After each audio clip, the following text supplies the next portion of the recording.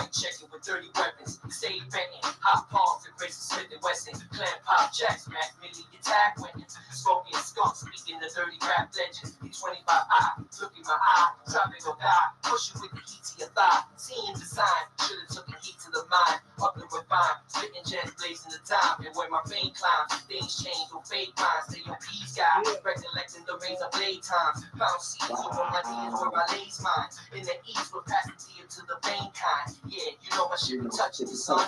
Anarchy, 2001. No self-control, rock shut up for the thugs and clubs. Put your guns up, throw your hands up, show some love. Us plus one, thanks to the team, we put out this. And never hostage, you know what I mean? All right, what's up, everyone? This is what Live. What up? We're lit today. We're lit today. I'm so excited to go and bring you this interview. What's good? What we got in the house today? We got Arc U5, Chapter 2 Prez, you heard? Yeah, there it is. Arc U5, Chapter 2 Prez in the AFN, always feeling nice. No Man. self-control. That's what's up, man. I finally got you here. Yeah. Yo, man, it's been a while since we did any piecing together. I remember the last time we seen each other was out there. Doom So was out there in Florida. Yeah. But now that we're on, I think that we wanted to go and get some more info and background on, with ARC. So, and for those that don't know, ARC is spelled with a C, not a K, right? Right. Because my name is Archangel. My first name is Archangel. So by default, I had to pick ARC by default. So,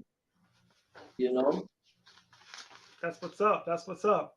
And so, what's going on? I know we want to start from the beginning because a lot of people are anxious. They've been following you for years, through the boroughs and in Florida as well. And, a lot of people are interested in knowing, what's going on with ARC. People are still thinking like, where's this guy at? He's still in New York City. Is he still doing stuff? He's still involved? But first of all, how did you first start getting involved in graffiti itself? How did you start? Wow, that's all right. So when I was young, we're talking about in the 70s, talking about 78, 79. I lived but at that time we was all poor. So we was living in other people's houses. It was at that time it was just me and my mom's. And we was living with some cousins, and they were much older, and they wrote graffiti. So at that time, if you remember, at that time, that was when they were breakdancing with the white gloves. Right. And used to go in Knickerbocker, right there, Knickerbocker, that Chinese place in the corner. They used to sell the white gloves there. So when it came to like not breakdancing, but up rocking, that was what I was around, the up rocking. And then they wrote graffiti too. So I was always exposed to that. Then I mean, you talking about I was really young. And then you talking about like 80, 81. I remember my grandmother's house. My grandfather always had tools in the basement. Right. So he had a spray can. So I took the spray can, and being that I was always around it, and I always saw the remember the J train used to go right across. So I went into, remember the funeral home? Yes. So in the funeral home, I went in front of the funeral home. It was like 3 or 4 in the afternoon, and I'm taking a tag. I didn't take a tag. It was an ARC. It was JR because I'm a junior. Oh. A lot of writers must have wrote JR, and it's just my luck. The cops just happened to be passing right by, bro. So I went running to my grandmother's house, and then I wasn't gonna go nowhere. So then my grandmother smacked me in the face in front of the cops and all that, and then that kind of ended my graffiti career there at that point in time, right? So that was so first of all, shout out to Ralph Casanova out there, who's one of the pioneers of up rocking back in the 70s, whatnot. But going back to what you're saying, was that like one of your first tags ever? And all of a sudden, it wasn't, and it was funny because during until I met up with you guys and we got linked up, I went through a phase, just like every other writer, they go through a phase of different names you go through. Like I wrote Jest, I wrote and Arc always popped up. It was Pyro, JR, right? Oz, like all these different names. And I always avoided ARC for some reason. I never liked doing the A, and the C I always had a problem with. And let me see. Yeah, by default, arc always ended up popping back up, you know. And then when did the Rocky movie Part 2 come out? That was like 19 what? Mid 80s, I suppose. 80, probably 81 or somewhere around there. I ended up moving to Philadelphia. So the thing is with me is you have to determine on your own when did I start writing routines. Because to me, I started that day I took that tag on the floor. And then it was a pause, right? And after that, I ended up moving to Philadelphia. When I moved to Philly, that movie Rocky Part 2 came out. And I didn't live too far from the art museum. That's the museum with all the steps. When you run up the steps, right? That's the art museum. And I used to go there and swim in the fountains and take the change. Me and a bunch of kids, and we used to use that and buy pretzels. That's how we used to eat. But we was broke. We didn't have no money. And my first partner then, his name was Annibal, but he used to tag Animal. And I think at that time I was writing Pyro, Pyro. And you know, we would just hang out, going back and forth to those fountains and back. And we would just take tags like with markers and stuff, but nothing serious. Nothing serious. So then we ended up moving back to New York. And that's when we moved to Wilson. My mother moved to Wilson. Now in Wilson, I started going to 296 Halsey. And I had met this kid, he wrote Doom 2000. That's when I met Jess, where I met Jess' brother. Jay. I remember Jess U5? Right. I went to school with his brother Lou. And he went karate. Like it was a taekwondo thing that we was into. We was all into that. Then that's when I met Reek. You remember Reek? R-E-A-K? Yeah, KOR crew. Remember him? Like that was like one of my first, like after I came to Philly, when I came back to New York, that's the one who was showing me how to do the ink and mess with the ink. And he used to get the pilots. That's funny, he used to do the pilots. And he used to meet me right there in Wilson, and we used to go rap. So and he was kind of mentoring. So you lived on Wilson Avenue. I moved from one part of Bushwick in the 80s. Matter of fact, it might have been 1980 when I moved from one part of Bushwick to the other, and I lived on Wilson Avenue. So where in Wilson did you live? Because I'm kind of curious. I didn't know that. Yeah, I lived on Wilson right there between Wilfield and Hancock. Gotcha. Yeah, you were just a few blocks away from where I started. Yeah. I lived right across the street from the park.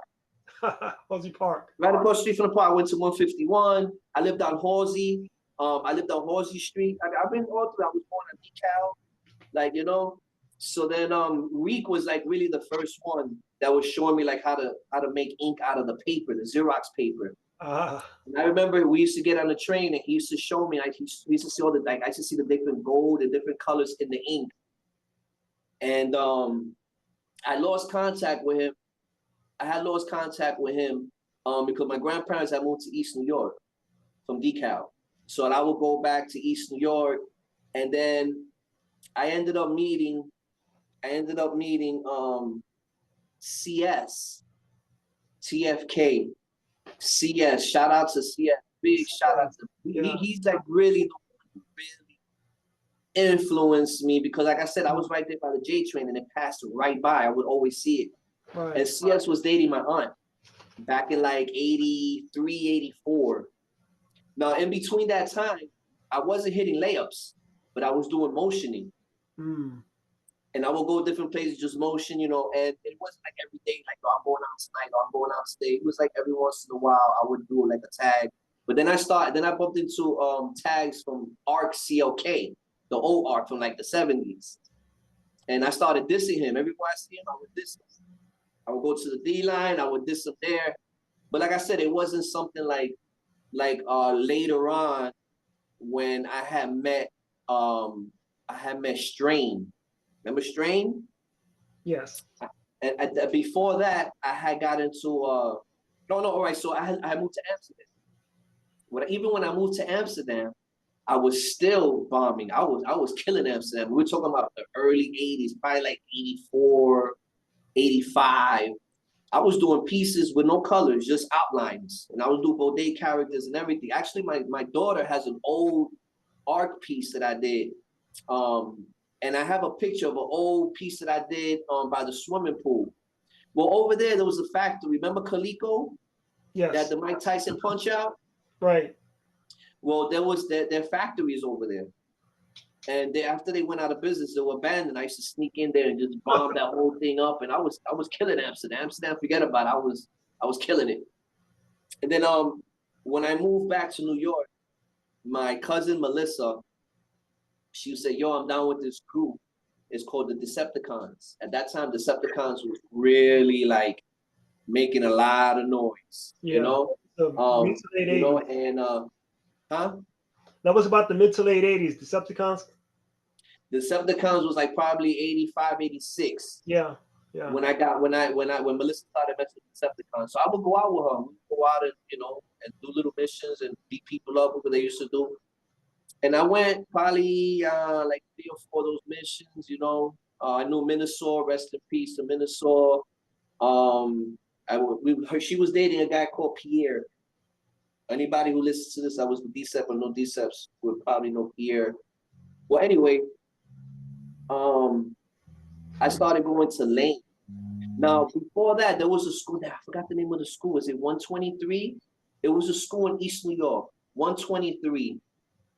And that was a school that it wasn't high school. It was like from kindergarten to first grade until like 6th grade or something. I think after that I went to 296.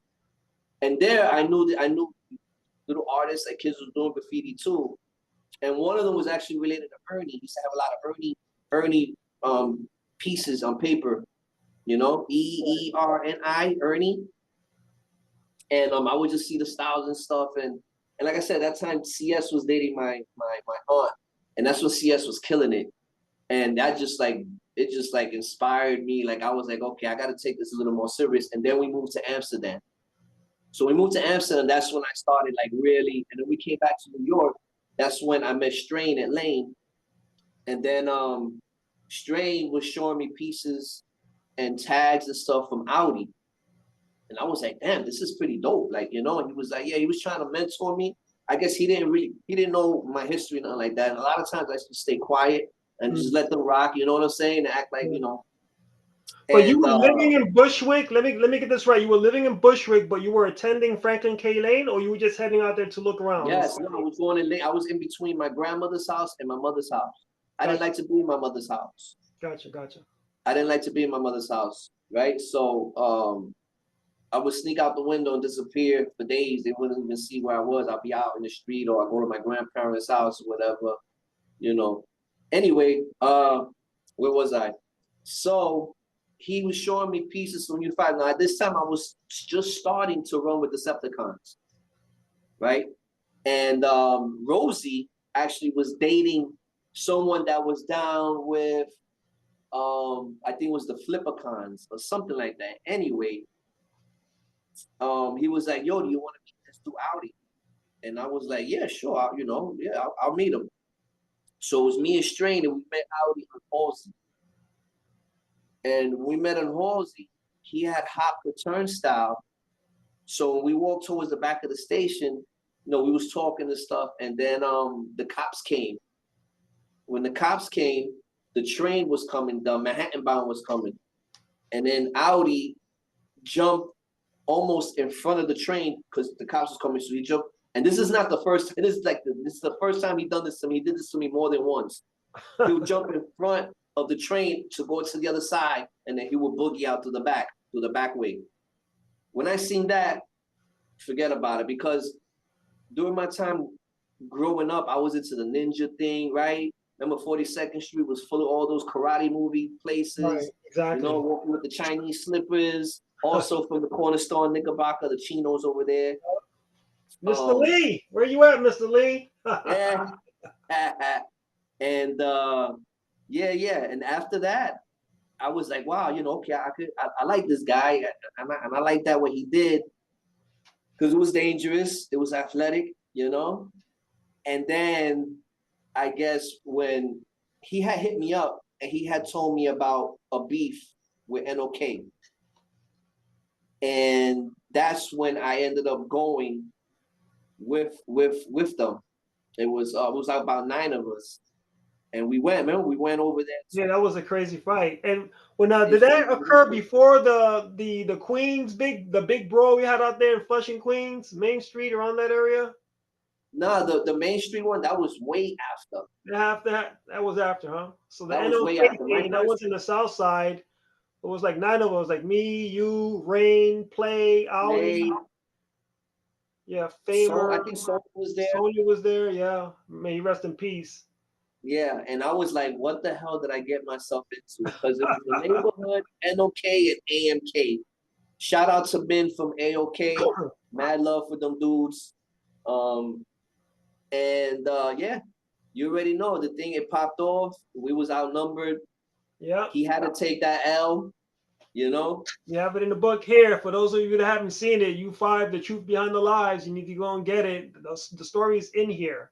And speaking of which, I've got you here in this book.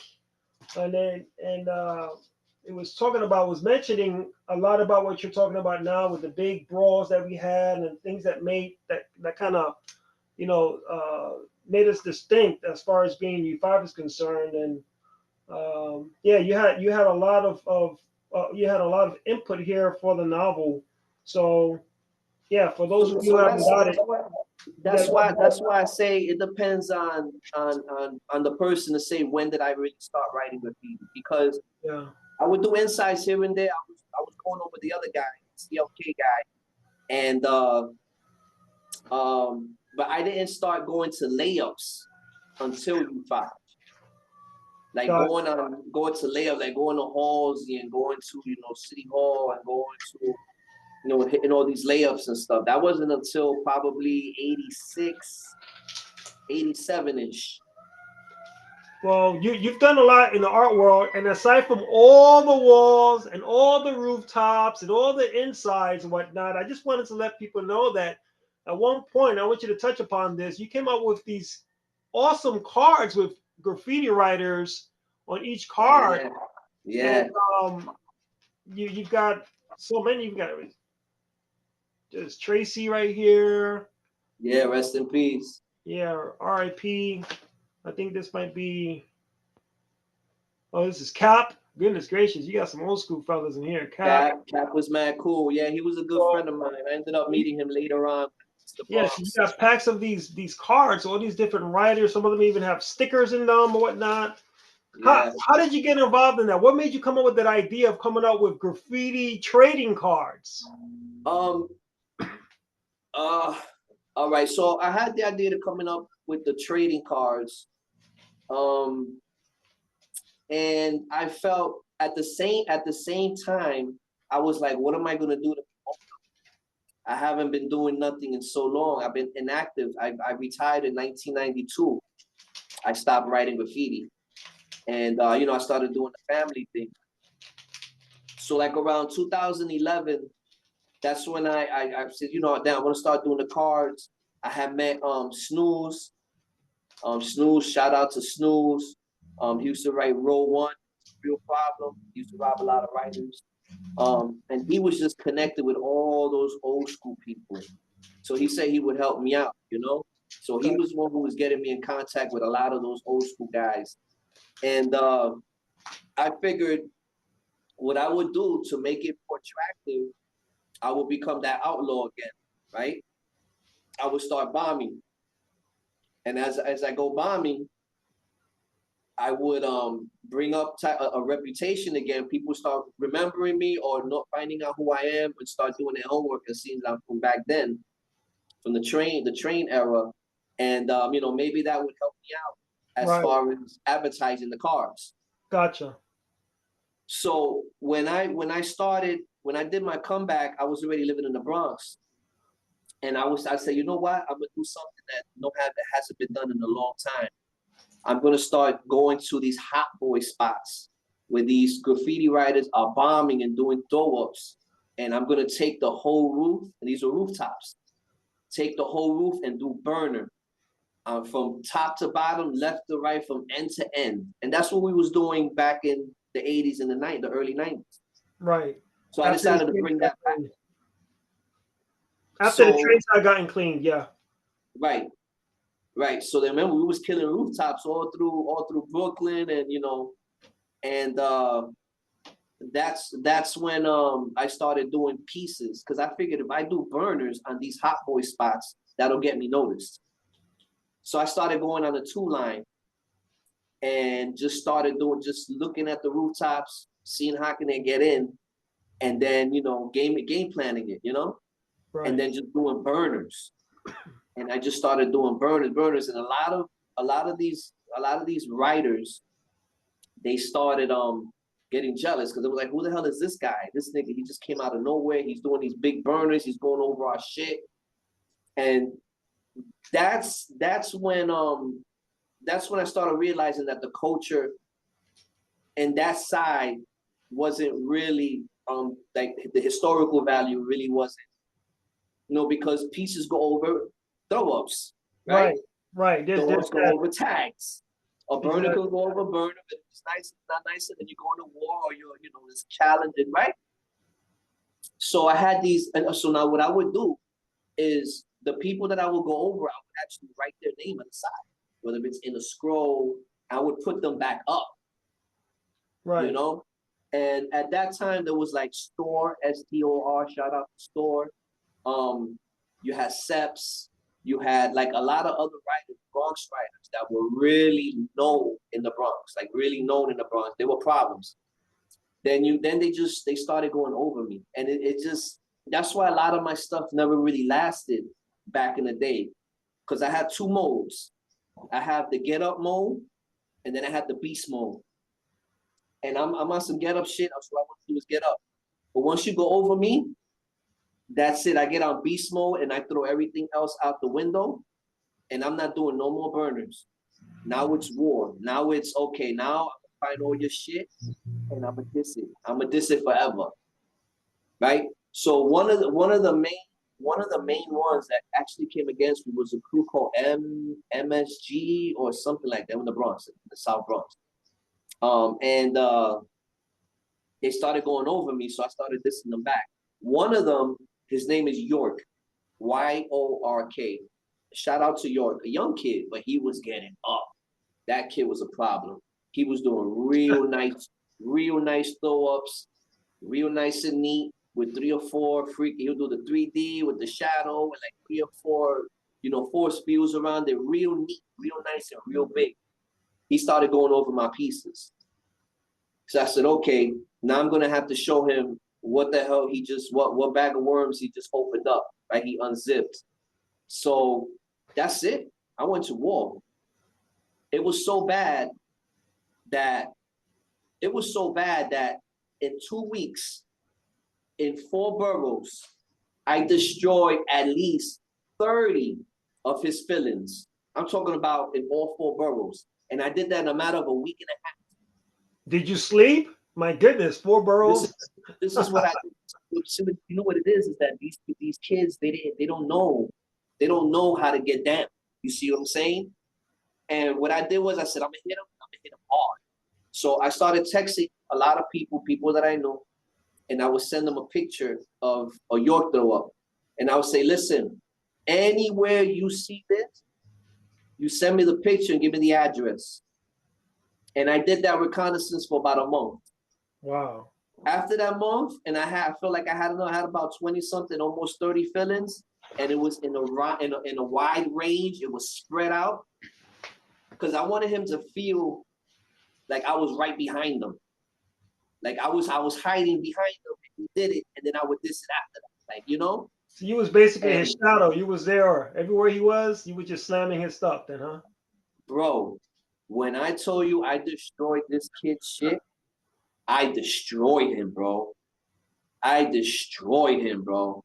And it got to a point that I said, okay, now it's time to find out where you live at. Because that's what U5 was known for, going to your house. Yeah. And I found out where he lived on the block, back of the house, and I started bombing the whole block. I hit garbage cans. I hit the middle of the street.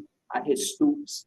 I hit sidewalk on his block, his mother's block, where his mother lived at. And that's when he really started feeling the pressure, because he was like, who the fuck is this nigga Ark? Who the fuck is this nigga Ark?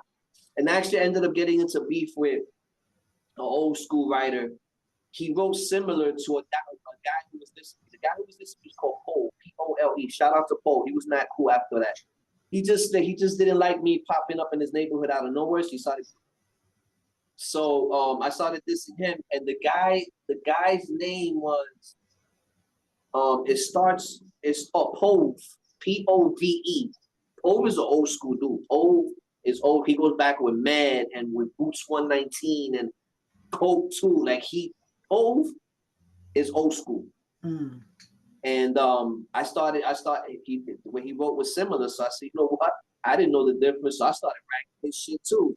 So like I said, when I get on that beast mode, anything that's in your way, you're going over. You're tapping. Yeah, it's a problem. It's a problem. And I don't go after you. I go after you and your whole crew.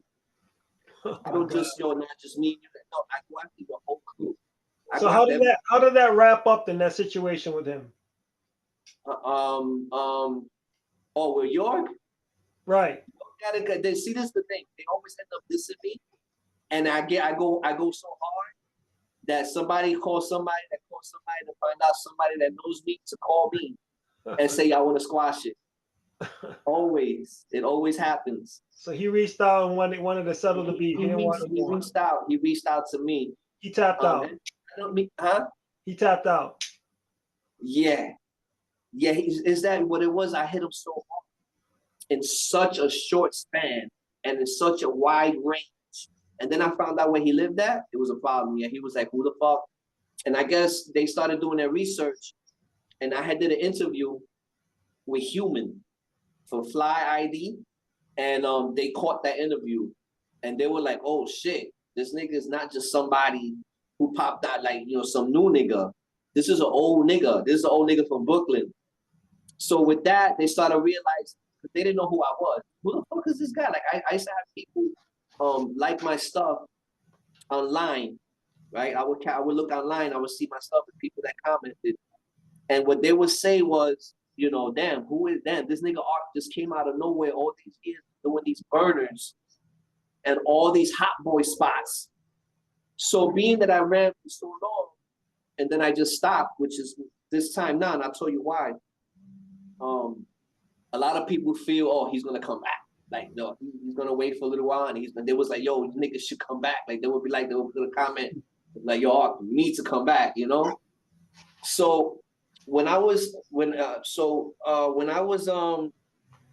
had a real big ass marker, the big mops that I had bought at scrapyard. Mm.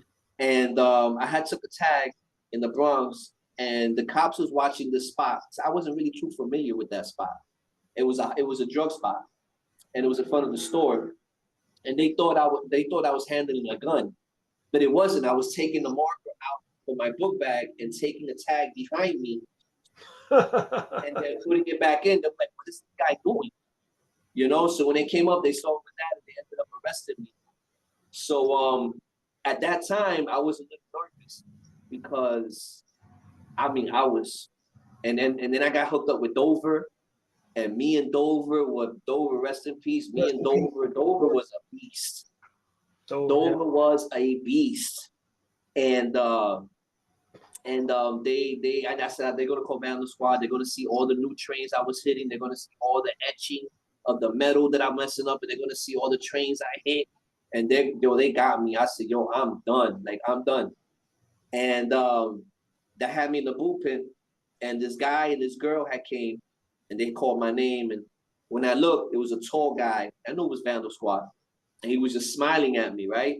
So that smile, I was like, damn, he must know who I am. So now he's gonna take the shit that I did from the past, and they're gonna bunch everything up, right? So then we sat down, they put me in interrogation, whatever, and they was like, listen, I don't want to play no games with you, this and that. And I said, wait, I stopped him. And I said, wait, hold on. I said, listen, you already know who I am. You got me for my tags. What are we gonna do? Because I'm not gonna deny, I'm not gonna go back and forth with you and deny who I am and this and that. I know you deal with that every fucking day with these kids. I don't have the time for that. This is who I am. So he showed me a couple of tags that I did. And when he showed me the tags, I knew they weren't the ones that needed to catch me. They were the ones that needed to catch me somewhere doing something else, and they just sent these two. So when they came, they didn't really have too much on me. They just showed me one tag that I did with Rare, you know, in the highway that goes from the Bronx, the West Side Highway. Right. There's a huge wall that you pass going and coming. And on one side, real big, I wrote Arc and Rare are now leaving the Bronx.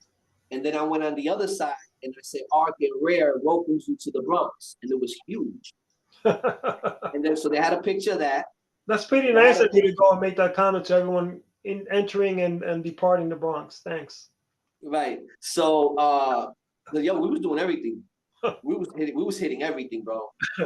It kind of reminds me of those signs when you're entering Brooklyn or in these boroughs and have, you know, welcome to Brooklyn and the mayor's name or something like that. Yeah.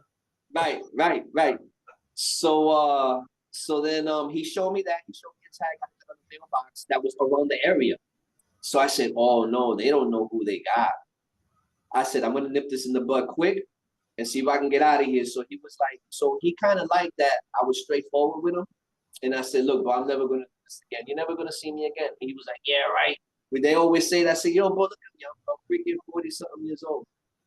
Like, what am I doing? Like, I'm not even gonna play that game with you going back and forth. What you want me to do? He said, look, I just need you to sign this paper saying that you admit what you did. You know, and there was like 3 pictures, and he was like that this is yours. So I was like, cool, boom, man. I had no problem because I'm trying to get out of there as fast as I can. I'm trying to, and you know, I was just trying to get out as fast as I can because I know once they call this in or they find out at Vandal Squad Station and they find out who they have, they were gonna hold me. So I try to be as smooth as possible, as nice as possible. I signed the thing, boom, and it was like, you know what? Because you didn't lie to us, you didn't do nothing like that with us, I'm gonna give you a DAT ticket, a disappearance ticket, and you're gonna go home. And you just gotta come back to court. I was like, oh yeah, shit, no problem. Nigga, I ain't going back to court. You crazy. You crazy. I would have went back to court and they would have remanded my ass, bro.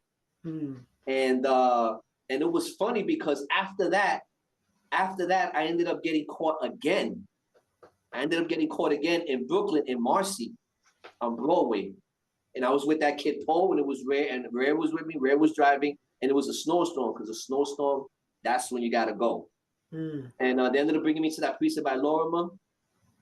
I was in that precinct by Lorimer, and they gave me a disappearance ticket again. And I was like, yo, okay, I think it's time for me to chill. And I didn't go back to court at all, because I know when I go back to court, the right Vandal Squad niggas was gonna be there.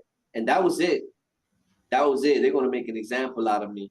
But for that run, I went to war with a lot of people, bro. And I was killing shit. I mean, I would take an avenue and I would do what I call rapid fire. And I would go from, let's say, a 10 block, 11 block, 12 block radius, and just take a tag back to back, arc, going over the walls, over the gates, all the way straight, arc, and I'll hit the other side, arc. I hit Canal like that. I hit Tremont like that. I saw that in Canal. I saw what you did on the Canal. I remember that. I remember, it was funny because I remember Sev, old school Sev. Yeah. And he was like, yo, I see what you're doing. I seen Canal, you fuck Canal up. He was like, yo, but why you taking those little tags? And I was like, yo, I get it how I can get it, B. And the reason why I was able to travel like that is because I was working construction. So, construction, they put you on different sites. You work at this site for about a month, and you work at this site for about a week, and you're doing that. So wherever I was at, I was killing that area. So I figured that would be good advertisement for the cards, And, right. What about the members that were in your chapter in chapter 2? I mean, you still have contact with them? You have any relations with them? I have no contact. I have no contact, B, really. Because you know what it is? I lose my phone a lot. I could lose, yeah, I'm not good with phones. I lose my phone, I break it, I drop it in the ocean. Yeah, I'm bad with phones. That's why I'm not allowed to have any iPhones anymore. I could only go Android because I lose them and I break them too many times. So I lose numbers a lot. Like a lot of times people say, "Dan, you don't call me," or "Dan," I'll be like, "Yo, I lost your number. I have a phone problem. I just can't, you know, I'm not good with that." You know what I'm saying? So, How about you but and how about you and fellow presidents like GA and oh, Audi? oh yeah, man. Yeah, I'm still in contact with everybody. I'm still in contact. The only person I haven't talked to was True in a long time. But yeah, hell yeah, I'm still in contact with Audi. We still talk. GA, hell yeah, GA. I definitely still stay in contact with him. He's still doing this thing, doing his piecing and all that. And it was funny because when I came back out, I would visit him at the tattoo shop, and he'd be with their IR and they'd be tattooing, and he'd be like, "Yo, R, bugging, man. Like, yo, you actually bombing and shit like that, nigga? You crazy?" But and then he just saw that I just, you know, I would pop up and he'd be like, "Yo," and then eventually he ended up moving to the Bronx. So eventually, yeah, he got sucked back into the dark side. And then before you know it, I started seeing GA tags all over the place. I was like, "Nah, we talking, boy." You know, but How did you get involved with the music aspect? And you started getting involved with the music. We were hearing your, you know, you on one of these tracks for the NSK. You, Popcorn, Rad, Gems. Yeah, no, GA was doing the rap, the rapping thing, you know, with Rad. Rad's always rapping. Shout out to Rad, shout out to GA, the Mech, Pop. And you know, I decided to get down, and he was like, "Yo, come on," and he would bring me to the studio and we would lace stuff. And then my brother was rapping, and you know, on his side, like I didn't even know he was. I mean, we were just musically inclined people, like, you know, it's just in our blood. So when I found out that he was rapping, at that time he was dealing with a crew called NSB, New Sound Beats, and they was fucking with like Cuban Link and Big Pun, rest in peace, and those people. And that's who they was dealing with. And eventually he stopped messing with them, and he started doing stuff with us with NSK. So we started doing the music and stuff. But you know, at that time I was through a bad marriage, you know, ended up leaving. And that's when I moved to the Bronx. So it kind of like, you know, you get stuck, you know, trying to survive and trying to, you know, and other things that was important are not so important anymore, because now you gotta do your thing now, right? So Right. How about September 11th? Where were you when that happened? Any impact on your graph, or any impact on your private life, your personal life, your professional life? When September 11th happened, I had just started getting, I had just met my wife that I'm with now for 24 years. We have a child and everything. And I had just got with her. I wasn't writing graffiti at that time. I don't think I was writing graffiti at that time. Honestly, to tell you the truth, when I forgot what that movement was, it was a movement, something about Wall Street or something like that.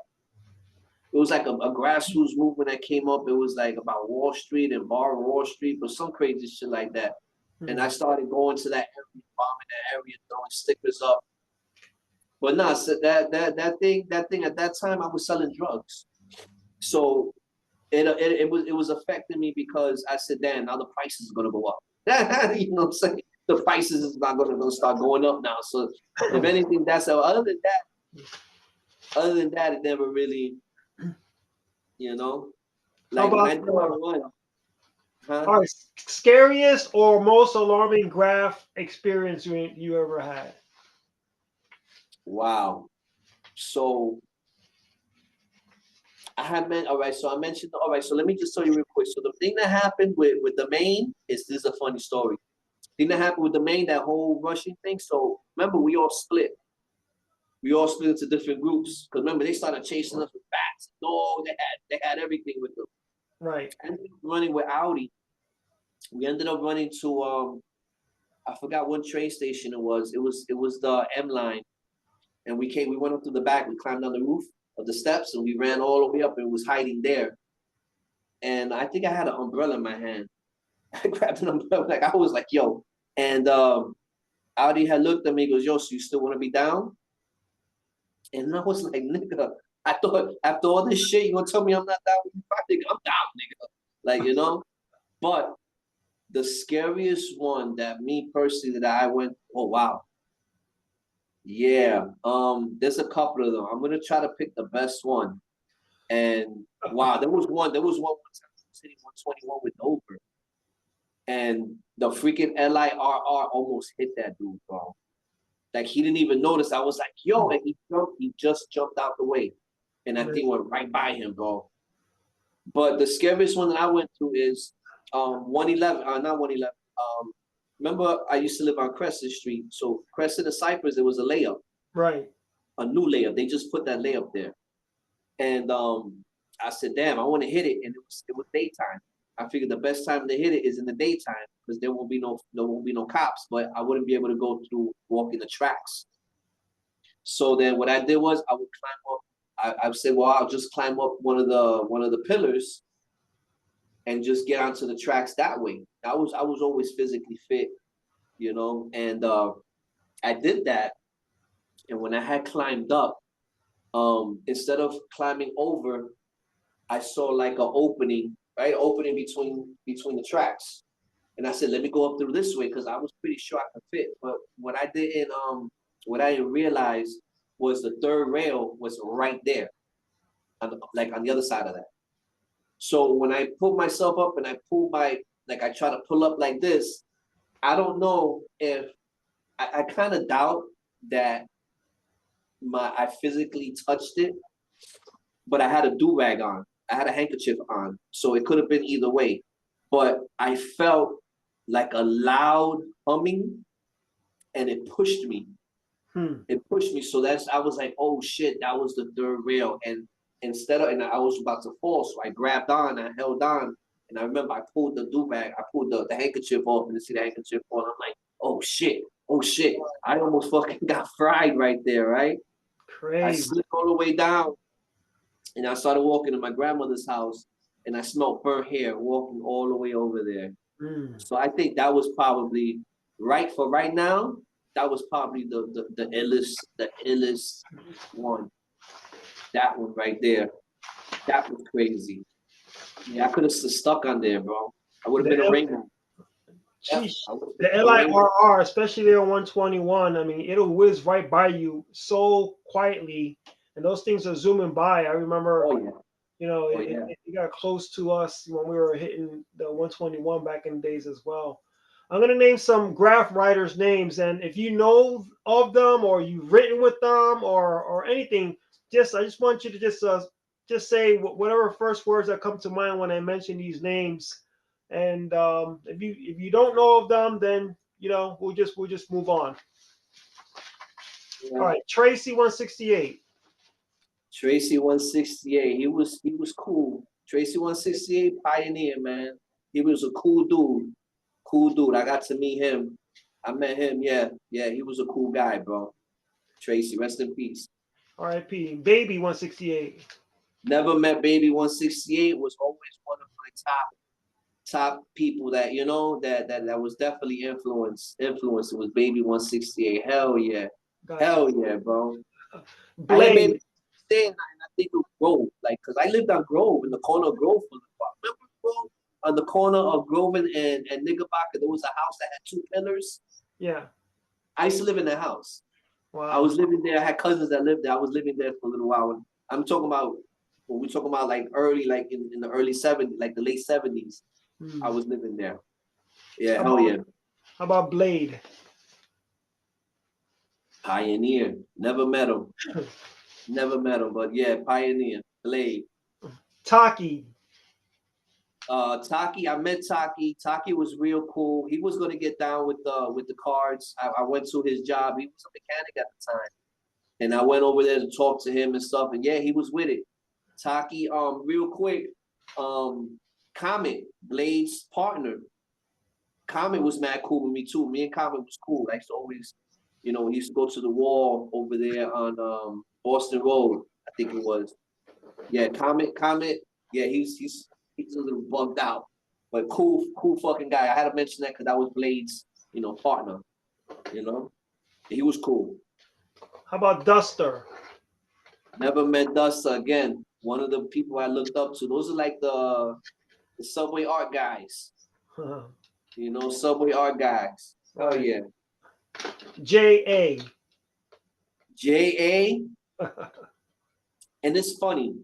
It's funny with J.A. because I was never the one to, like, when I bump into him, I would diss his shit.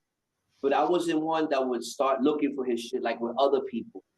With him, it was different. With him, it was, I want to see him. Like, I want to bump into him personally. I don't want to be like going around chasing him and shit, you know. But he, after what happened with Sonya and Slick, I would go over him and he would never diss me back. I don't know, maybe he was waiting to bump into me, or maybe he was like, you know what, I don't want that smoke. And Dover was down with him. Dover was down with XTC. He was down with a bunch of crews, but so I don't know if the fallout between him and JA was, but I know it was around the time I started bombing with Dover. And we started hitting the pits and all that. And I remember that one time we hit a truck yard. Funny story, we hit this truck yard and JA dissed him. He didn't diss the U5 though. And he put not down with XCC. And I thought it was because of me, because he was bombing with me. Right. And at that time, when I came back, I really wasn't tripping on it. But when I saw that, I was like, oh, word? So, and then I dissed him a couple times after that. But like, I never went hard on him because it was more like when I see him, you know, it was going to be a problem. How about Ghost? Huh? How about Ghost? Ghost, yeah, Ghost was a pioneer, man. Ghost is a pioneer. And it was a shame. It was a shame that you know, like, you know how we were, nigga, you diss me, your whole crew's getting it, you know, and that's how Van and Reese and Ghost, that's how they got wrapped up in it. And we just started going over everybody. You know, remember with the hands, we were the house. I was about to mention that with the yellow hands was placing. Put hands all over the damn place. Because I wish it would have been on different terms, you know, because I always know that they didn't like us. They didn't like us because we was dissing all that shit, and they couldn't do nothing about it. I remember we bumped into Ghost and Smog in 121 layup. We could have smashed them at that time. I remember GA was fucking flipping, yo. GA, you know how short GA is. Yeah. And he got in that third rail ball. He was screaming at Smog and Ghost, and they wasn't saying shit. Remember, we was deep. We was all on the roofs of the train, and I don't know how many of us. That was it was a lot of us that day. They knew they had a problem, and they never dissed us back. So I think that's one of the reasons why we didn't, because it really wasn't with them. It was with JA. Yeah. You know? And it was funny because I had the picture of JA dissing the green car, the green whole car that started the whole beef. Right. That's the one that we rode. We were about to go and do some top to bottoms, and there was a raid. It might have been them. We were raided by someone, and then all of a sudden, we come to go and see our stuff running next day with JA over him. So yeah, I had a picture of him actually doing that. I had the picture from a distance. So remember when 121 would turn like this? Somebody that was with him that took that picture of him dissing that green car. Really? I had that picture. Yeah, I had that picture. I think I might have sent the copy to Audi, like texted to him or whatever. Yeah. So you had the smoking gun then. Yeah, like he couldn't be able to deny it and say it wasn't you. Nigga, we got the picture. Yeah, check that out. You know? To think that we had that back in the freaking, what was it, 90s by then, right? The 80s, probably the late. It was the late 80s. Still 80s. Yeah. A person you never mentioned, Poor. POR. Yeah. Yeah, I looked up to Poor. I looked up to Poor stuff. Yeah, hell yeah. All those writers, KP, all those writers, AR, A-Rock, I mean, like all these dudes, like, you know, dudes that when we was growing up, they were already doing their thing. OE, P13, like, you know, we grew up around the best. It was nothing else but to be as good as we were. Yeah, PF, Stomps, Heat, you know, we had Kaiser. Remember PZ, we had beef with Pizer, Pizer. Rest We in was going Peace, back and Angel, forth Angel Crew. with PZ. Remember we was going back and forth with him. Was it PZ? It was Pizer and RE, the other RE, right? right, right, RE, Pizer, LE. Who's the yeah, whole CTB crew, City's Top Bombers. yeah. And King's Only, KO. Remember when he used to do those PZs with those faces of the P's? Oh man, oh my God, bro. And then you had PC. Remember PC was with him. Yeah. PC was with Pizer. I think that was his like his protege or whatever, like his, you know, his he was teaching him or whatever. How But about yeah. how about MQ? Oh, MQ, I never met that guy, but yeah, I have a lot of respect for MQ, man. I have a lot of respect for him, bro. Hell yeah. I think he beat up JA once or twice. And his other man, what's his other man? The redheaded dude. He does like that punk hip hop. Diablo or something like that. I forgot what he wrote. It's I think it was an E or something like that. Yeah, I think he put the beats on JA twice too. Yeah, he knocked him out like twice. I never had to have that opportunity to, you know. How about Vifer? Oh, Vifa, yeah, I met Vifa. Vifa's mad cool. Vifa. I remember speaking with Vifa. We had sat down. We was at this bar. We was having a couple of drinks, and it was me, Nerve, and Vifa. And I remember talking to him, and he was like, "Yo, you know, JA wasn't there that night." And I looked at him, and I was like, "I hear you." I was like, "Yeah, that's what I heard." He was like, "Nah, he wasn't there." Like he brought it up. It was a big deal. It was, of course. That was our two homies that we lost. It was a big deal. And Beefer's a beast, yo, but he's very quiet. You know, he's soft spoken, you know, but he's a beast. That dude's a beast. I remember we talked to Stu. Stu used to hang out with him a lot. And Stu's be like, yo, I'll be hanging out with him. And I would turn around and nigga have like 3 or 4 tags that he just did, and I didn't even see him do it. Like yeah, Vifa always have a lot of respect for Vifa. For Duel, Duel, always have respect for him too. But these are all people that got wrapped up because they were down with JA. How about Easy? Easy, another cool cat. I never did I go. I think I did go bombing with Easy. I think I did real quick. I went one time. I might have went bombing with Easy. Real cool guy, soft spoken guy too. Another animal. He's a beast too. Then you had like Josh 5. I never met Josh 5, but that's another All City King. Right. You know? How about Fib? FIB. Fib? Did I ever meet Fib? I don't think so. I never met Fib, but I remember Fib, he was a highway king. And when the trains was almost over, he tried to get in. There was no space. And everybody was dissing him. They were like, yo, get off the trains, go back to the highways. But I have a name in there you might not have. You remember Bugs? Bugs. Yeah. Yes. He used to write like real crazy. Bugs. He was around that time with Fib, and he was around that Bugs. I never met him, but I always liked his style.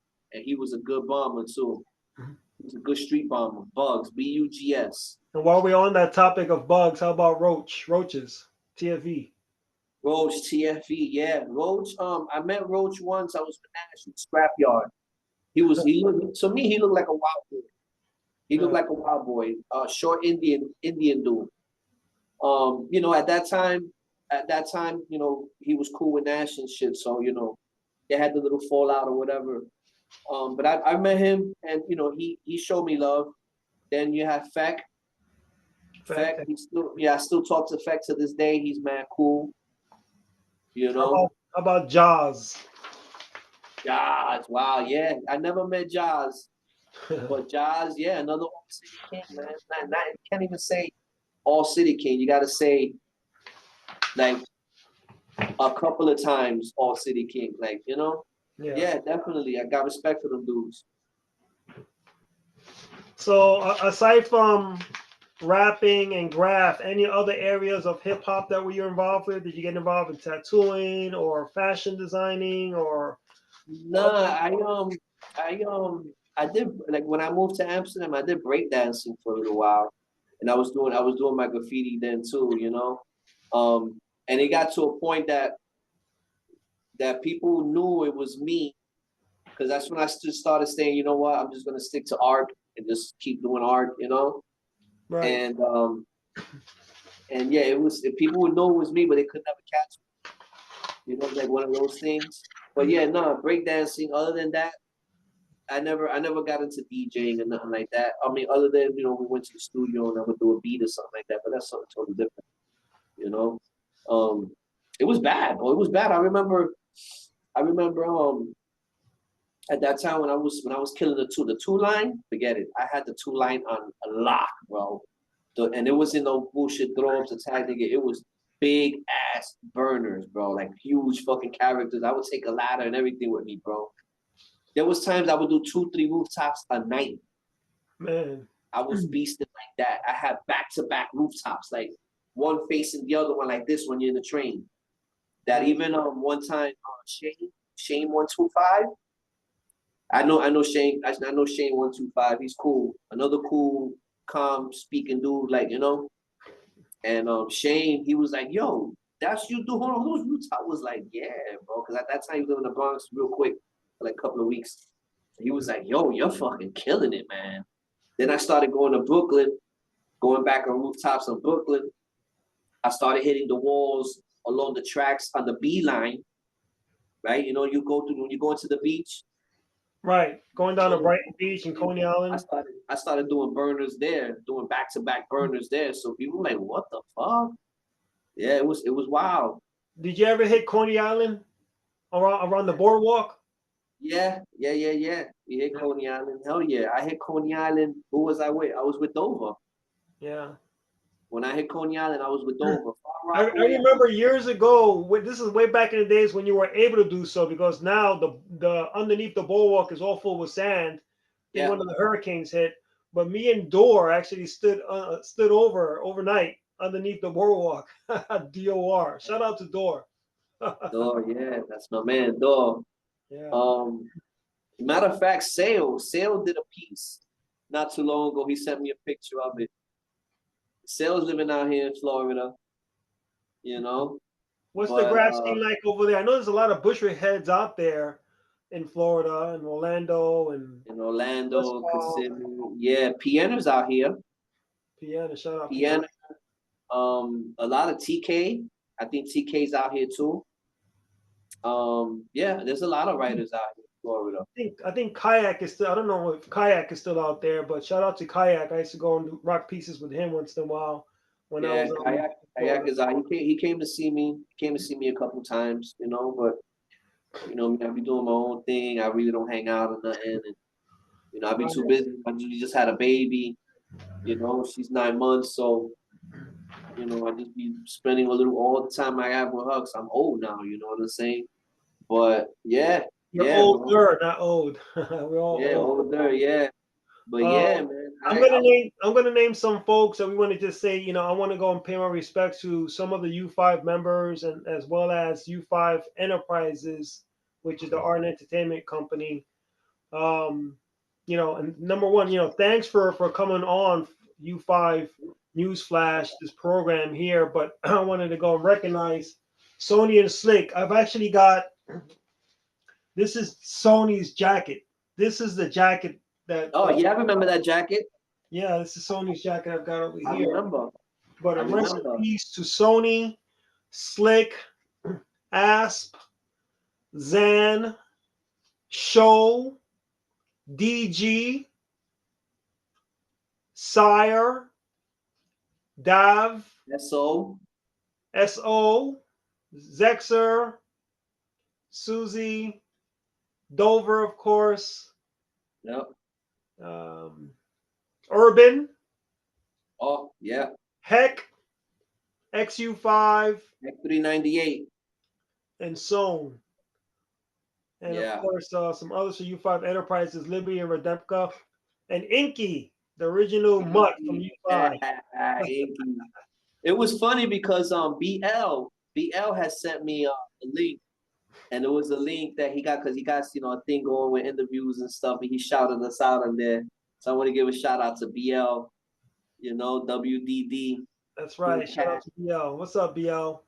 Cool cat, you know what I'm saying? Yeah, he was one of a kind, bro. He's definitely one of a kind. Mm.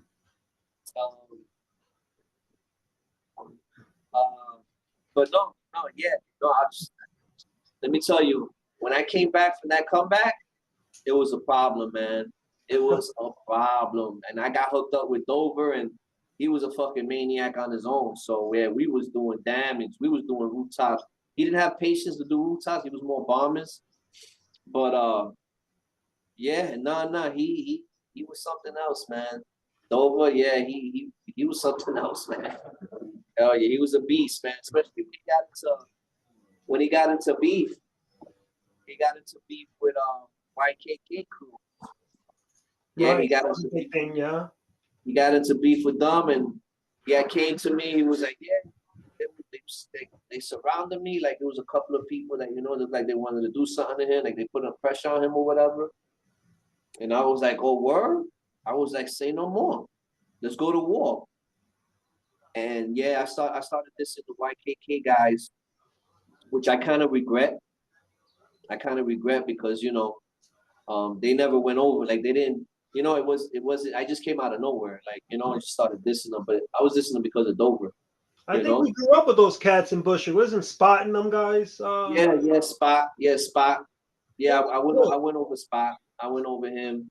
I went over one of his pieces, but it wasn't at that time. It wasn't like on some serious like when I handled like other beef. I didn't really take that serious. I was just going over them, but it wasn't like serious. Like it was merely like Kes 5. I was going over Kes 5. Rest in peace. And then this dude Send, he was out of jail at the time, and he was with DG, and he had called me, and they were drunk, they were zooted, and they were telling me to squash the beef, like, yo, why you going over him? And we all from Bushwick, and just chill. And I told him, I was like, all right, for you, I'll do it, because it wasn't really my beef, you know what I mean? Mm-hmm. And I was like, I bet, like, it was more like a poking, poking at you, you know what I'm saying? Like, it wasn't like beef. Like, I would imagine if I had bumped into any of them, it probably would have went down, it probably wouldn't have went down. But when I had spoke to DG, this was about a month before he passed. And I told him, all right, bet. I was like, say no more. I was like, if you talk to him and everything is cool, he was like, nah, I'll talk to him, yo, just squash it off, please. We all brothers, we all, And I was like, I bet. I was like, yeah, let's do it. I don't have a problem with it, And then about a month later, that's when he passed. And I ended up meeting Kes. I ended up meeting Kes 5 at his funeral, and I bumped into him, and he still looked a little salty, He was still a little salty about it. Rest in peace, Kes. And he was like, yo, you wrote on my mother's house. And I was just and then I was like, yeah, I know, man, my bad. I was like, yo, my bad, bro. But DG, I can't, unless any other thing happens, you're just gonna have to accept it. You know what I'm saying? And that was it. After that, that was done. I actually did a comic strip. I did a comic strip of Kes 5. When he was sick. He was real sick in the hospital. I did a comic strip about him, and I used one of his interviews, and then I had sent it to him while he was still in the hospital and stuff. Yeah, man, it was sad. It was a sad thing, Guy had a lot of potential, but he was a beast. Yeah, he was a beast, bro. Definitely. But that wasn't the beef. That's the beef I kind of regret. I kind of regret that. And like how Audi had described to me one time, because at that time I was on some other shit, and then he was just like, I was like, it's like we're having a party and you're the fucking drunk uncle that wants to come in and start picking on people type shit. These are guys that were younger than the guys that looked up to us, like, and I was like, yeah, you're right.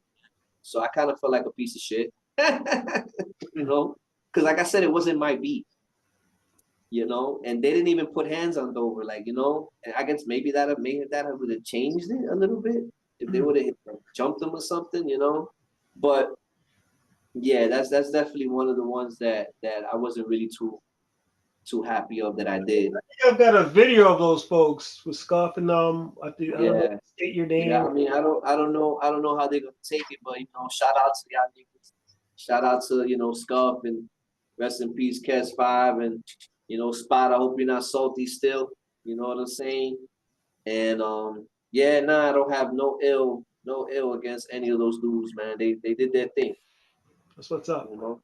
So last shout outs before we wrap this this interview, whatnot. Once again, this is Radio U5. U5 News Flash is what you're listening to now. I'm over here with Arc U5, president of Chapter 2 of United 5 Crew, originally from Bushwick, Brooklyn, 1987. That's when U5 first started, 1987. Last shout outs, Arc, before I put this music back on and start bumping to this. Say that again? You broke up. What? Any last shout outs before I start bumping this music up? Wow, I don't even know, man. Just, you know, for everybody out there, you know, doing that grafting. There's a lot of people now doing whole cars now. They're killing it now. They got this new spray paint that you don't even smell it. You know, I think it's like a sugar paint, they call it, or some shit. Yeah, I still love it, man. I still love it. Give a shout out to all y'all that are still doing it, man. I wish I had a couple more years, you know, to like do it again. But I had a nice run. I had a real nice run. I can't complain, bro. You know, so shout out to everybody out there who's still doing it, you heard? That's what's up. Thanks a lot, Arc. And shout out to all the U5 Prezes, GA, Troop, Audi out there. Hope you all have a great evening. Yeah. And Escape Crew. Yo, you can't even put it down to an interview, man. We went through so much stuff, bro. We've done so much damage. It's incredible, bro. It's incredible. Yeah, man. Good time. Real good time, bro. Word. All right. Well, perhaps you'll come back on the show. Maybe we'll have some other stories to go and tell and share. But I appreciate that, man. And good looking. Stay safe out there in Florida, and we'll catch up next time I'm out there in Orlando. All right, man. Word, man. Shout out to you, man, for doing this. You know, and yeah, definitely. We talk. All right, one. In the days when I was going insane, when I'm under your fame, I'm forgetting my name. I used to struggle, always getting into trouble. Saw my life right before my eyes, come down and crumble. But look, I'm back now, I'm at the fame now. So what if y'all don't like my style? Ready to die now, I'm out of back side, I go back down. I'm cold blooded, I can hate to love it. Yo, either way, I'm gonna dub it, then rub it all over your face like I was bragging. But my man is dragging to the floor with my dick hanging. I told you I was crazy, but y'all didn't want to listen. Now y'all faces on that real carpet, reported missing. No self-control, rise up for the thugs and love. Put your guns up, throw your hands up, show some love. Us plus one, makes the team. We put out hits, and none of our shit. You know from thinking you slick with your sons, rumble with bombs, bouncing to the wall with the guns. Who you find repping, mic checking with dirty weapons, stay renting, hot palms and Grayson Smith and Wesson, clan pop jacks, Mac million attack weapons, smoking skunks, speaking the dirty rap legends, 25 eye, look in my eye, dropping or die, pushing with the heat to your thigh, seeing the sign, should've took the heat to the mind, up and refine, second chance blazing the time, and where my fame climbs, things change, no fake minds, say you peace guy, recollecting the razor blade times, found seeds over my knees where I lays mine, in the east we're passing to the vein kind, yeah, you know what should be touching the sun, it's anarchy, ready for 2001, no self-control, rock for the thugs,